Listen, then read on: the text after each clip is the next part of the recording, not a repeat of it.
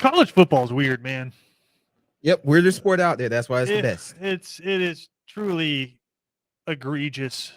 Some of the performances we saw this weekend from teams that we thought were good, that we thought maybe had a chance of making the college football playoff. And what's so funny to me is all the people melting down last Tuesday after the college football selection committee comes out and they have Cincinnati ranked 6 and Alabama's number 2 and Mississippi State's number 3 behind one loss Alabama. Everybody freaking out, just coming out with all of these adjectives to describe the college football selection committee. Gary Barta, I mean, people are ready to run him out of town on a rail. It's so fascinating. Alabama was supposed to just absolutely obliterate LSU. Yep. LSU had a chance to win that game late. 3 times. If LSU had a competent quarterback, and listen, Max Johnson, sorry, brother, but you were bad. Yeah. Like bad on Saturday. But that's what's the amazing thing is, Cam, LSU had a bad quarterback on Saturday, and they only lost to Alabama by 6 points. Bryce Young threw for 300 yards, but they were only able to put up 20 points in this game. Just such a weird season. Auburn going into Texas A&M. Just when you think you have good Bo, bad Bo shows up. Yeah, and it was bad Bo. I was disappointed. I was. I finally picked Auburn, and they didn't show up. But I mean, I got into some argument with friends this week. Every team, in my opinion, in the top 10 just played horrible this week. Outside of Georgia. Not just in the top 10. How about the Florida Gators? Yeah. That was the most surprising result of the weekend. If you were surprised that Purdue beat Michigan State, you just weren't paying attention. Oh yeah, I mean I wasn't shocked by that. That's the second time that's happened this season. Yeah, I wasn't. Purdue's one of those teams where, and there's a lot of programs we can talk about this because they've done this a few times now. They have so many wins over top 5 teams when they're unranked. Ohio State. Yeah, like a couple years ago. Yeah. And Purdue's one of those teams when you look at them, they mess up. Mm-hmm. Right? They can do really cool things when you're not paying attention, but when you look at them, they mess up. You know when you're supposed to pay attention to Purdue is when you get on Twitter and that like one team reporter's like, "Hey, y'all should probably flip the Purdue game on." And you're like, "Oh crap, let me flip over and see what's happening." And oh my God, they're about to beat the number 3 team in the country. So what? This year they beat the number 2 team in the country and the number 3 team in the country. Have a chance to beat who's part of the number 3 team in the country again. Yeah, they play Ohio State. Does anyone have a more impressive resume right now than Purdue? No. Absolutely, and they have a chance to make it to the Big Ten championship. But Cam, here's the thing: is they're not going to end up beating Ohio State because we're paying attention to them again. Yep, we're going to be like a whole week leading up to it. We're going to be like, "Oh, they've done it twice. Are they going to do it a third?" No, absolutely not. It would be Ohio cool. State's probably going to win that game by 30. It would be. I'm not. That's why I was. That's why I was. I'm not a fan of anybody right now outside of Georgia. I've disappointed Alabama, disappointed Ohio State. Well, we'll get to Georgia here in a second because I'm not quite as sold on Georgia as everyone else. Oh, same. I want to stick with Florida and South Carolina because I want to talk about Florida for a second. You lost to South Carolina 40-17. You were down. And here's the crazy thing about South Carolina. Let me pull their schedule real quick. They're a win away. And they'll have to beat, and they're at Missouri, which Missouri is not a good team. They're at Missouri, home against Auburn, and home against Clemson. They're a win away from making a bowl game. Yep. They're a couple wins away from going to a not too terrible bowl game. Shane Beamer's done a really good job with that team, and they won that game on Saturday against the Florida Gators with like their 4th quarterback. And Florida is what now 4-5 on the season? Yes. Dan Mullen's on the hot seat. 2-8 in the last 10 games against Power 5 teams. One of those is against Vanderbilt. Like one of the wins is against Vanderbilt. So outside of Vanderbilt, you're 1-8 against your last 9 Power 5 teams. Dan is on the hot seat, man. Well, no, he did the thing that I've been telling everybody is going to happen before the season even started. As soon as Florida started going down the drain a little bit, you fire Todd Grantham.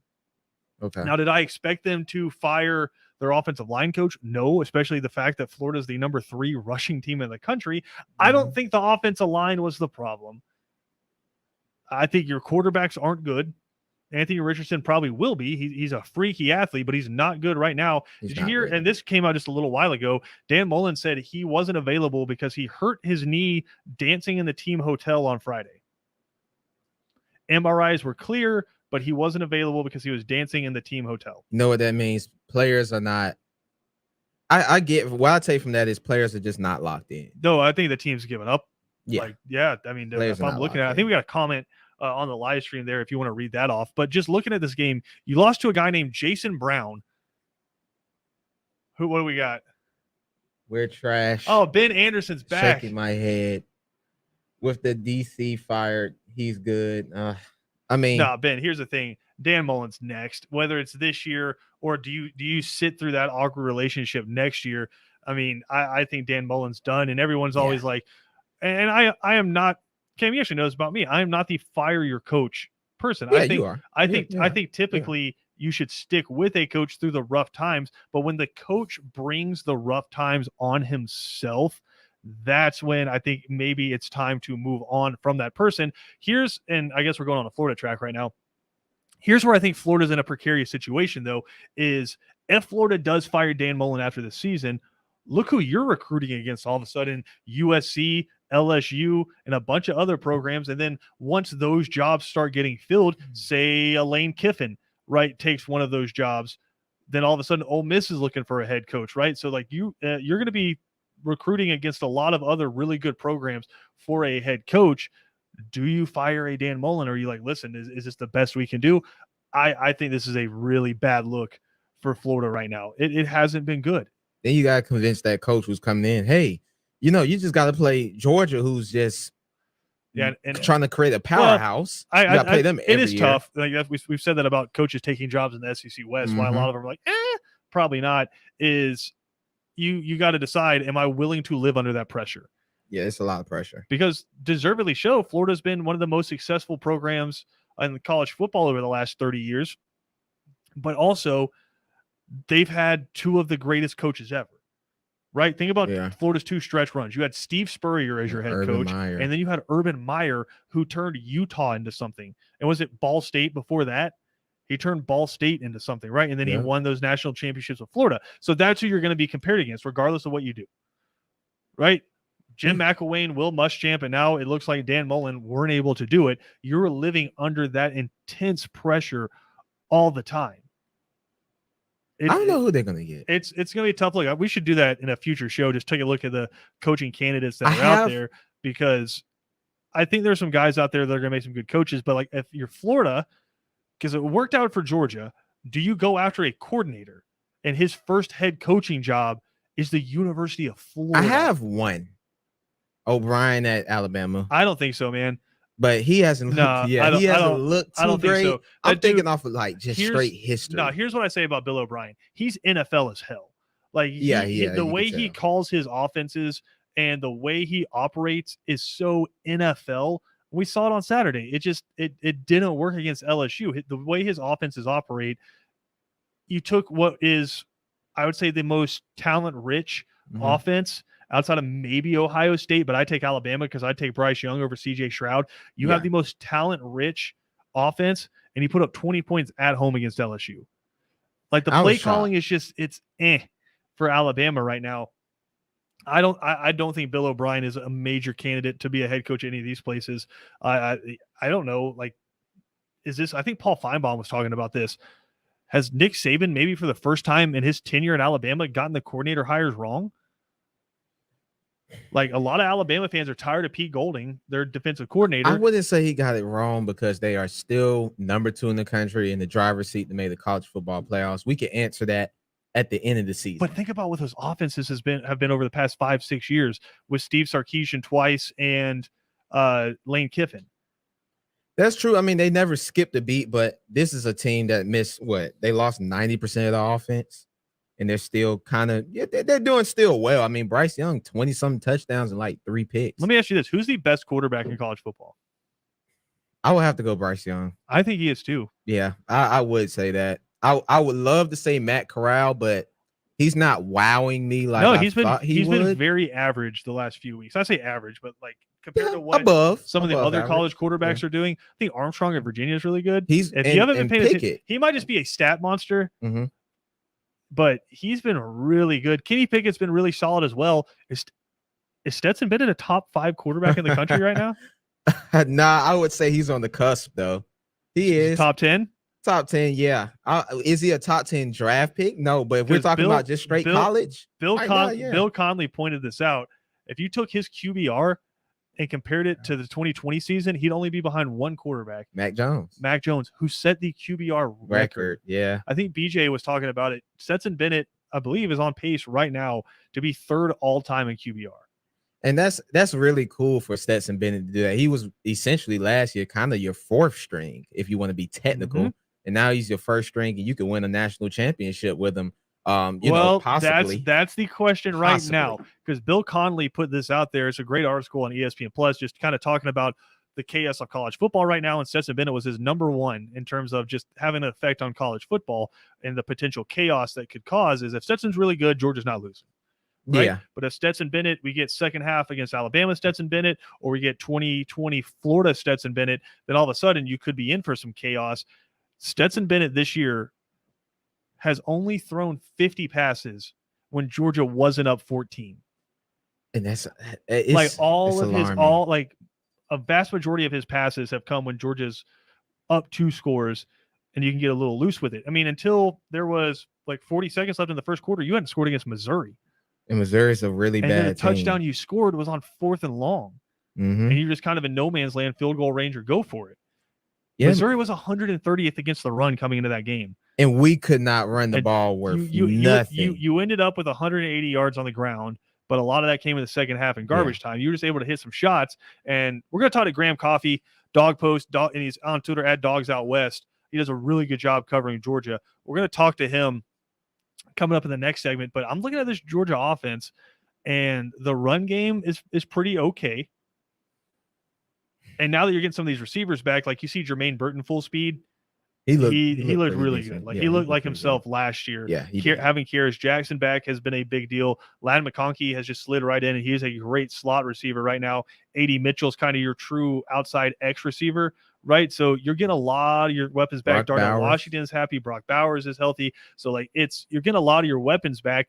And 2 or 3 times on Saturday, the throw on 4th down to Arian Smith, we didn't even mention him, was a dime.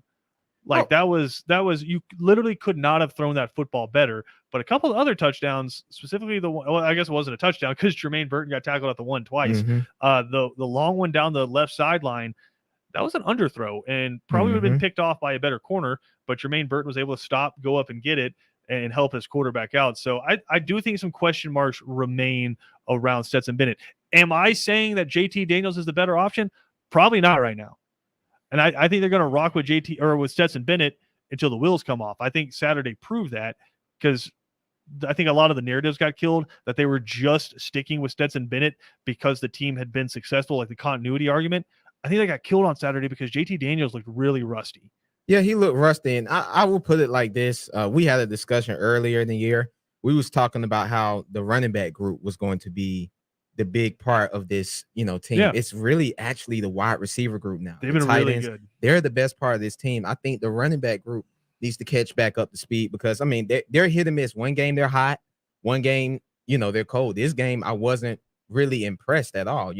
We seen Zamir White struggle a little bit. James Cook, he had one big run, but for the most part they all kind of struggled, and I'm just like, come on, guys, we got to get it together. I don't know if they're struggling. I think more so than anything, it's a running back by committee approach, right? Zamir White has been like the one guy who you could say is the top dog in that running back room. But beyond that, it's running back by committee. Let's just go with the guy who's fresh and we slide them in and let them do their thing. I do find it interesting because you talk to a lot of coaches, they say we have to find ways to get certain guys the ball. But I mean, if you look at it, you have Zamir White has 106 carries. He's averaging 4.9 yards a carry. James Cook has 66 carries and he's averaging 5.8 yards a carry.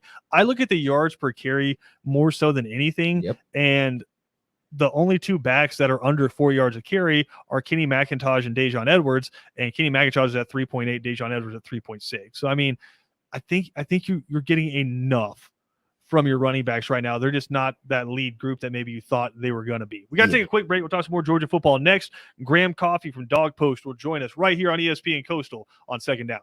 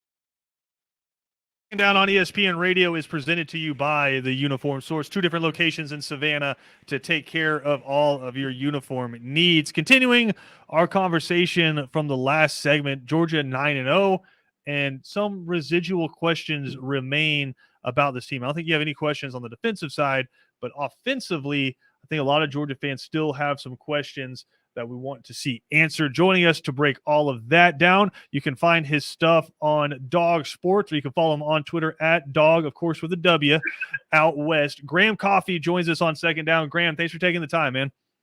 Absolutely. Thanks for having me, Christian. Just want to talk some Georgia football with you, man, because we're talking in the last segment, and I know Bill Connelly put this up in his latest ESPN Plus column. Stetson Bennett has been unbelievably efficient. On pace to set all kinds of records for Georgia specifically, but could, if this holds true, be third all-time in quarterback rankings. But for whatever reason, a large portion of this Georgia fan base still feels hesitant about winning with Stetson Bennett under center, winning it all, I should say. Where are you at with this? Man, it's like I see the potential. I think the ceiling is higher with a healthy JT Daniels, but I didn't think JT Daniels looked healthy on Saturday. There's definitely some rust. There were some things that, didn't quite look like the JT Daniels we saw against South Carolina in that first quarter against Vanderbilt. I feel like the way this defense is playing right now, and the fact that it's the only truly elite unit in all of college football, that Georgia probably, has a decent shot of winning every game they would play with it under center. I think the ceiling is higher with Daniels. But the thing that happened on Saturday that kind of gave me a little more faith in Bennett is just that he was making those explosive plays off of just traditional dropbacks. And kind of up to this point, we have seen him do most of his damage off play action. Over half his dropbacks have been off play action. And I would say about 70% of his yards have come off play action. Saturday on regular dropbacks, he's 11 for 14, 225 yards, 15 yards in attempt, no interceptions. I thought the ball down the sideline to Burton was a little bit underthrown. Maybe could have been picked off against a better corner in that situation. But the playbook is opening up more and more for Bennett. And I think a lot of us have thought it was maybe more shuttered because of him. But now I'm starting to think it was a little bit shuttered because Georgia was really, really thin at wide receiver and tight end. And these young guys didn't have quite as big a route tree as a guy like Jermaine Burton does. Sure. And try to follow along with my logic, because I know it can go all over the place. I feel like this Georgia defense is like 2019 LSU on offense, where you just need the other side of the ball to not lose you the game, right? Just if you're LSU's defense, get enough stops. And if you're Georgia's offense, just score and don't turn the ball over. Just be efficient, because I don't see that 2020 Alabama offense or the 2019 LSU offense out there anywhere this 2021 season. Ohio State has been very average in a lot of their games. Oklahoma has been very average. LSU just held Alabama to 20 points. So as crazy as it is to say in the modern era of college football, does Georgia's offense need to be elite to win a national championship? No, it doesn't. I really don't think there's an elite offense in college football right now, at least if you're using 2019 LSU or 2020 Bama as that standard. I think they need to be good, not great. But I think they've actually been kind of great at times in certain facets of the game. The inability to run up the middle on a bad Missouri defensive front was a red flag for me. Credit to Machin for hauling some outside runs and getting some production on the ground as that game wore on. But, that interior of the line, 2 guards in the center, continue to be very inconsistent. When you get good play out of them, this offense looks pretty complete. When you don't, it looks a little bit more, kind of pieced together, and there's some things they can't do that, normally you expect the number 1 team to be able to just go and run in power for 3 yards on 3rd and 2, So I think that I don't see them becoming perfect. I don't see them turning into a juggernaut to speak, but I do think with all this skill talent back that they're going to be really hard to stop, because that defense, like you said, is going to hold serve. And if they can put up 24 or 31 and not turn the ball over in their own end, probably going to win most games. How much is this week's game against Tennessee, who, if you say there's not any elite offenses out there, I think Tennessee has come about as close as you'll get, at least maybe in the SEC. How much is this week going to tell you about how good this defense really is?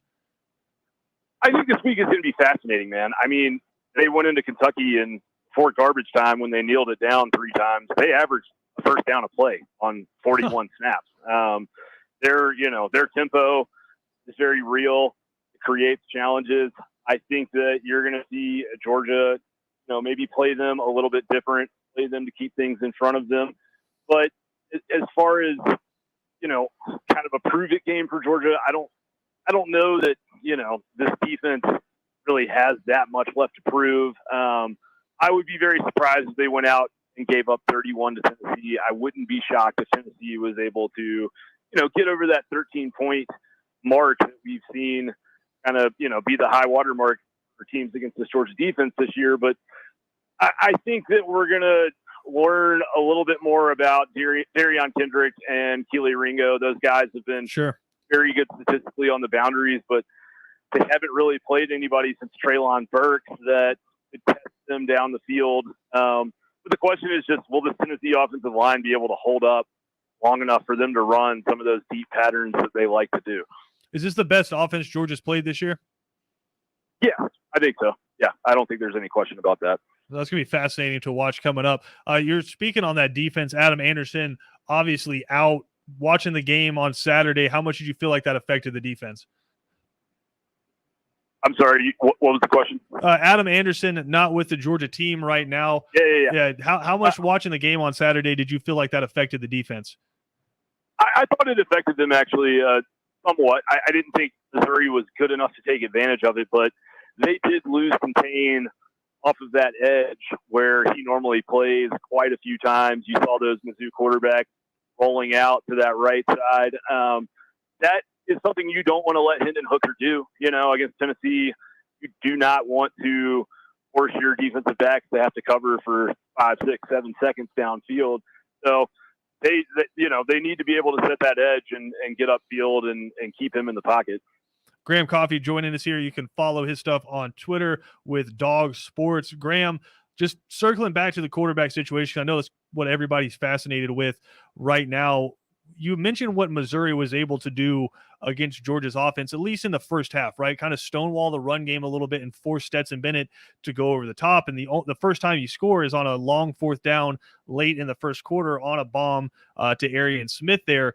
It was kind of, to me, very similar to what we saw last year against the Mississippi State team, where they just put 8-9 guys in the box, played cover 0, and said, listen, if you're going to beat us, it's going to be down the sideline. Obviously, Jermaine Burton had a big day in both of those games, right?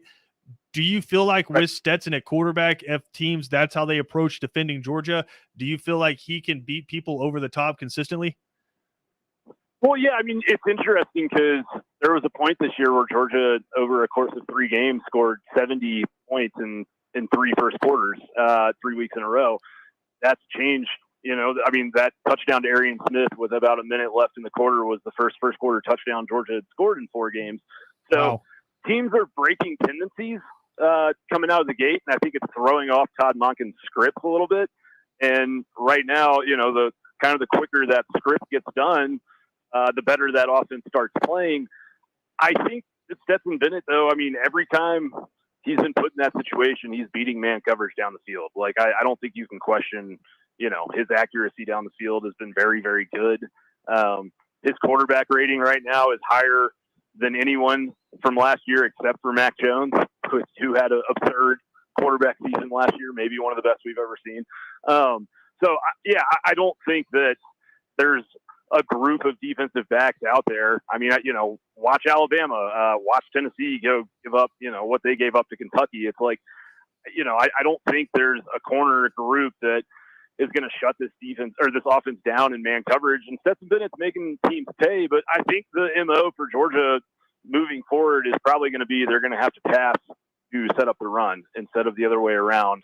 And it seems like they keep coming out run first and then not having success going to the pass, and then by loosening up the defense down the field, they're able to come back and do some good things in the run game. So I think all things being equal and that trend continuing, you'd like to see them come out a little bit more pass first in Knoxville and get a quick start and try to get that crowd out of the game.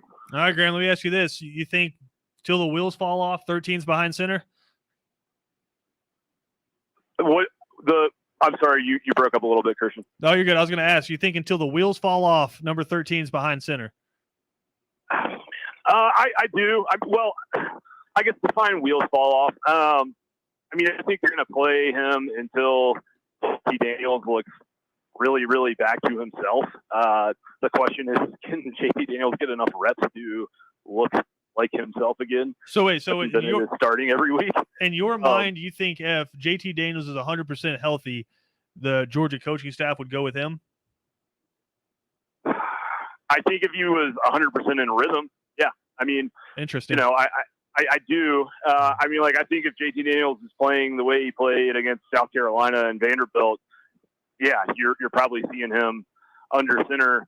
But it's also like if Stetson Bennett is going and doing what he did on Saturday, he's probably not coming out of the game before Atlanta and that SEC title game. I think that's the question, is probably who starts that a month from now. But Stetson Bennett was really good on Saturday. Yeah. He was 6 of 6 against the blitz for 129 yards. That's 20 yards an attempt. So I don't see them pulling him out. I think the big variable that no one's talking about, truthfully, is this offensive line, because they've been pretty inconsistent lately. For sure. And they were really good in pass protection the first half of the year, and they haven't been super great the last few weeks.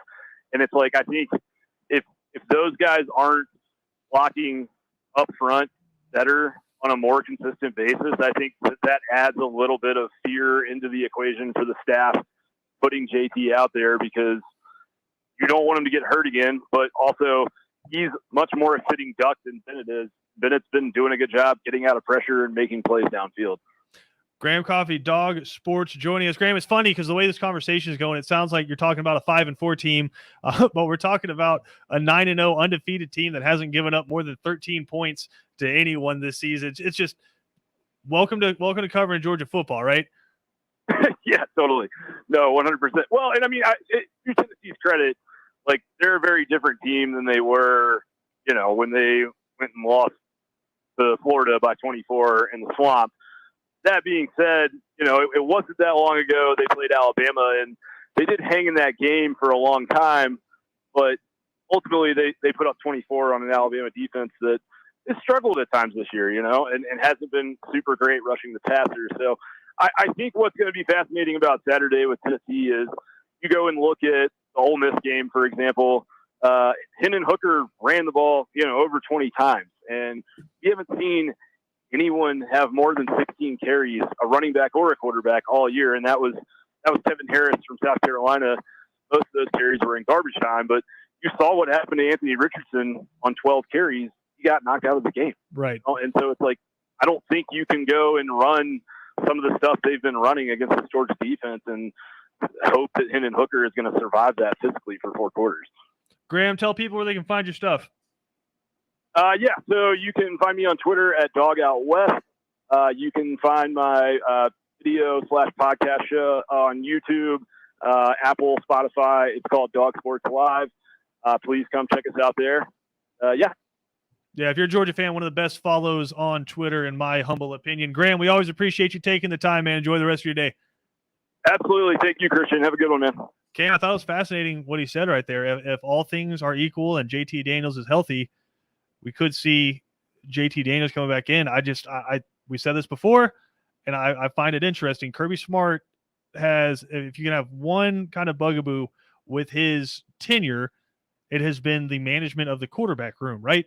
You have a guy who is clearly far and away more talented than the other guy, but the other guy went 33-3 in the regular season, right? Justin Fields versus Jake Fromm. So now sitting here, you have a guy who started 6 games and he's won 6 games. He's amazingly efficient, and the team rallies behind him, and he can do a little bit more with his legs. But talking to Graham right there, he said if JT Daniels is healthy and in a rhythm, it's probably still his team. Yeah, I'm not shocked. And the only reason why I'm not shocked, I guess they believe in Athens. It's a bigger dynamic, and JT just brings more to the team. than what Stetson does. I do. I don't know if that's true right now. I think some people believe that because of the arm talent. Well, here's where I'm at with it is Georgia, and I'd be curious to go back and look. It never seems like they're in third and long, right? You're never in the 3rd and 10s or the 3rd and 12s, right? And how much of that has to do with the fact that Stetson Bennett's able to scramble away and throw the I football think that's away what you missed with versus him, versus JT Daniels is back there a couple times on Saturday in that first half. He's probably getting sacked when Stetson was able to move out of the pocket, and so that sets you up instead of being a 2nd and 10, you're 2nd and 15 or 16, right? So like, is it?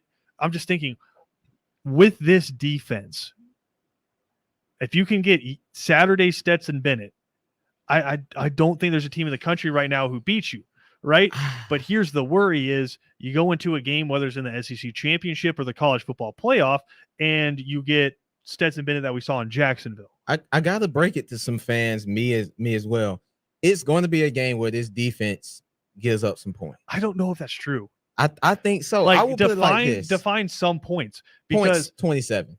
okay, 27. This team's scoring over 30 points a game. Yeah, With Stetson Bennett behind I will quarter. put it like this: with LSU, that magical team they had, they were tested in a couple of games, But their defense was it wasn't that nowhere good. But that near. offense was tested. They were held when they play Auburn 20-17. They was held, and even when they Like, played Georgia to a degree in that What first would half. be a great point total from a team against this Georgia defense? A great one to beat them? No, like what would be like if you were like, holy cow, they put up what? I'd say 24 points. I would be blown away if any of the offense, because there's not a 2020 Alabama or a 2019 LSU out there, I right? still think I think of like with Caleb Williams, who has been the best quarterback in college football since he came in my opinion. I Right? don't think they would even score 20 If they points. score 24, I'd be like, that's 3 touchdowns. That's a good game. I don't even think Oklahoma. I think the only team, I'm saying it from a Bama perspective, I don't think it has nothing to do with the talent. It's just the overall, just having that psychological advantage over you. Me personally, if they play Alabama, that's a game where I think you have to score 30-something points to beat them. I don't think that's true, man. It's tough, man. I mean, they just got held at home to 20 points by LSU. That's true. It's going to be hit or miss with Bryce Young. Can you guess how many yards Alabama ran for against LSU? Oh, they ran over 200-something yards against LSU. Against LSU? On Saturday, do you know how many yards Alabama ran for against LSU? Matter of fact, no. Brian Robertson didn't have a good day. Alabama ran for 6 yards. Yeah, they didn't run for a lot. I forgot. He didn't have a good day. No, Cam. Alabama ran for 6 yards. Yeah. Against LSU. I don't know, man. I'm like I said, I'm still. You're gonna roll that out there against Georgia. I'm still a little bit nervous because I mean, well, it's Alabama. And you've never beat them. It's Alabama. You've never beaten them. Well, you beat them in 2007, but like I don't even count Nick Saban's second year, first or second year. Yeah. I will say this though. I learned a little bit about Georgia this week. Tennessee, fun fact, since they've lost against Florida, have averaged 40 points a game. Since they found the quarterback. So yeah, Hendon Hooker, 21 touchdowns, 2 picks. We will find out how good that Georgia defense is. Tennessee's going to score. Now, if you hold them, if you shut Tennessee out, who I think they're a pretty good offense. They were down 21-17 against Alabama in the middle of that third quarter. So they just didn't get blown out. Score doesn't indicate that. Do that. I'd be impressed until we get to the SEC championship. We'll see. Got to hold this team to a high standard, man. You got to. I'm with you. I don't know what the offensive output would look like that you would need to beat Georgia, because you're averaging over 30 points a game and you haven't given up 13. It's pretty staggering. I think it's because I'm scared of the offense. And what if the offense has a bad game and we don't produce what we need to? Because it could happen. Yeah, but you could have a bad game and put up 21 points and still win. Against Bama? It's this Georgia defense is silly good. Ooh. We'll find out. We got to take a quick break here. We'll come back with more right here on Second Down.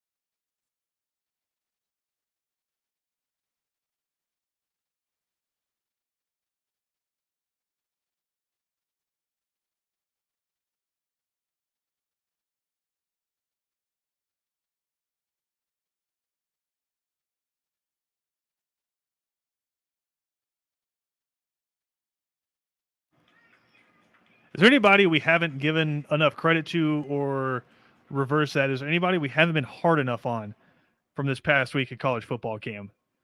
Is there someone we need to pump up more, or someone we need to beat Honestly, down more? I'm not going to be hard on Wake Forest.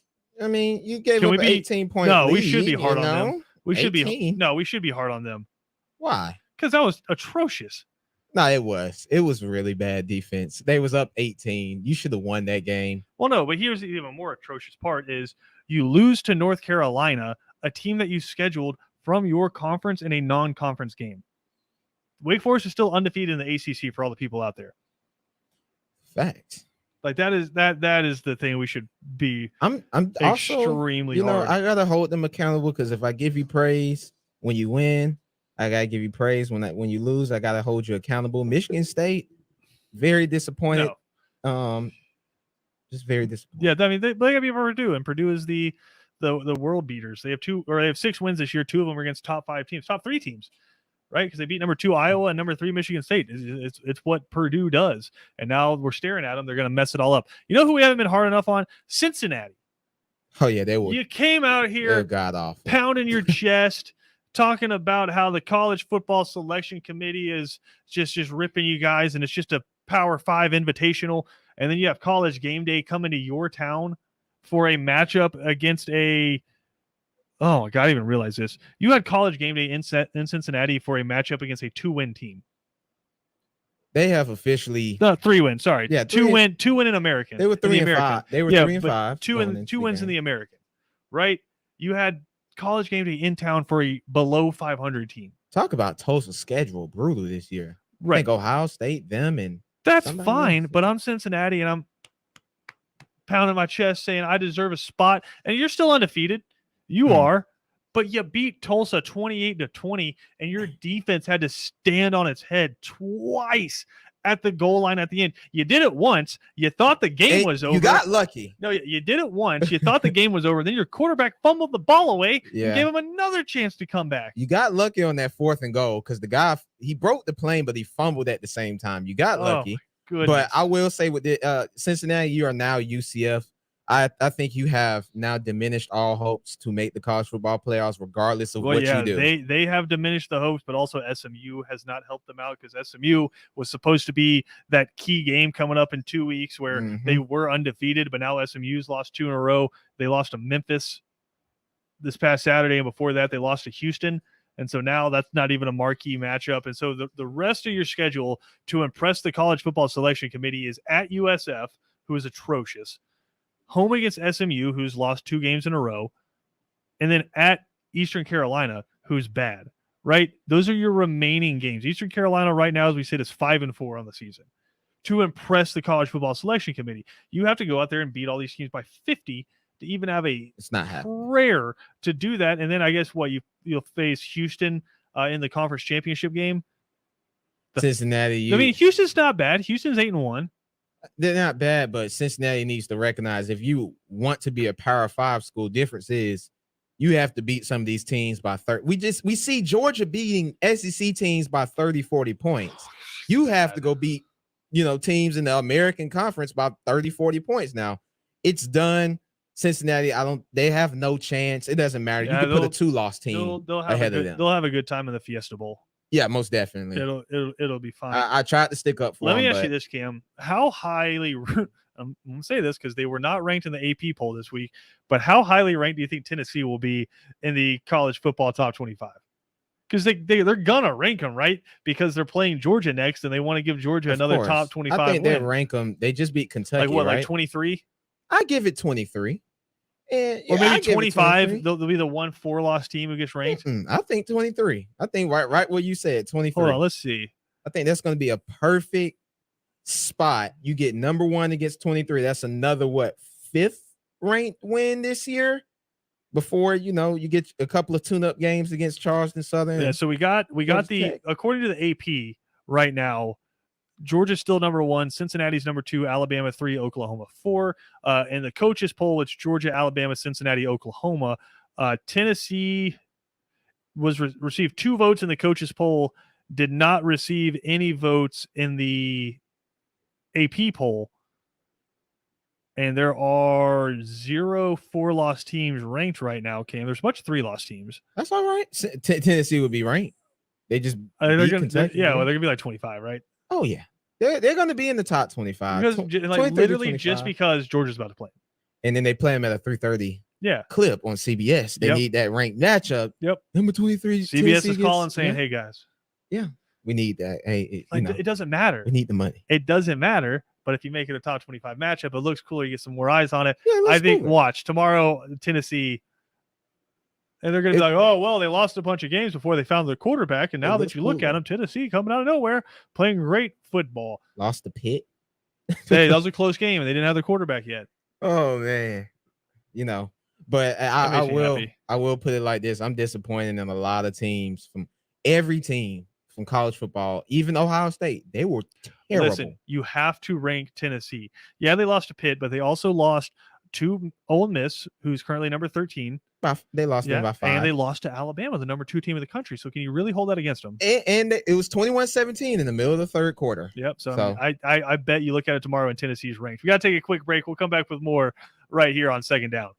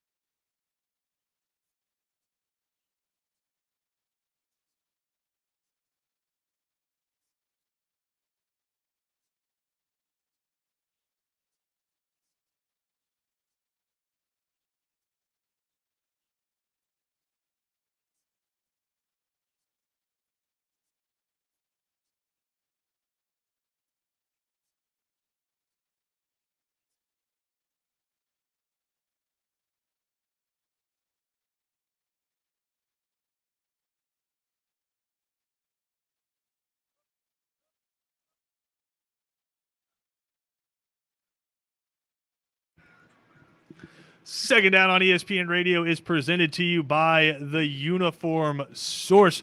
Got so much more to dive into. 3 and Out coming up next. Catch up with Brooks Austin from Dogs Daily on SI.com. That'll be in the first hour, recapping Georgia's win over Missouri, taking a look at Tennessee. Also going to catch up with our good friend, Robbie Ross, the voice of Paulson Stadium. We'll talk to him about that Clay Helton hire. I mean, I don't know if you heard. I'm not trying to brag, but you were sitting here when Clay Helton was conference. You happen to hear what he said about your boy? Yeah. It was actually a good question. It was actually actually a good question. Like, I don't typically ask good questions. It was a good question. Thank you. We're not going to give you. We're not going to give you But much what did credit. Clay Helton say about me? You say you're a smart individual. He said, "I'll tell you what, you're good. Yeah, you're good. Smart individual. Put that on my tombstone. Oh Lord. When I die, I want you to say, beloved by friends and family." And Clay Helton once said, "I'll tell you what, you're good." Just put it on my tombstone. If you miss any portion of today's show, you can find it on ESPNCoastal.com or SoundCloud. We'll talk to everyone tomorrow.